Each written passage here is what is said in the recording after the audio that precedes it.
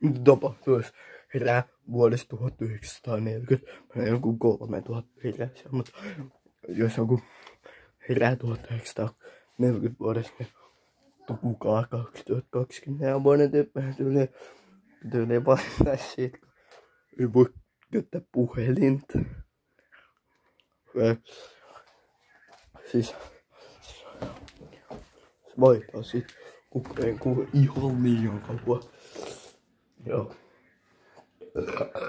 Joo.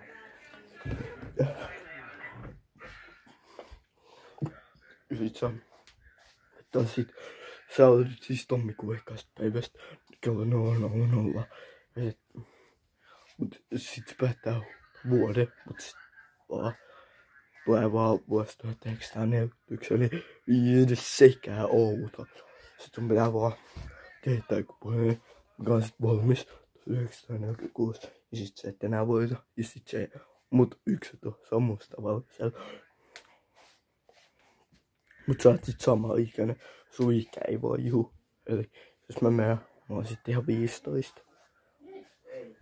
Et. Joo, ei mun mitään. Mä luulen, että tästä olisi parempi video, mutta ei tästä tullut yhtään mitään.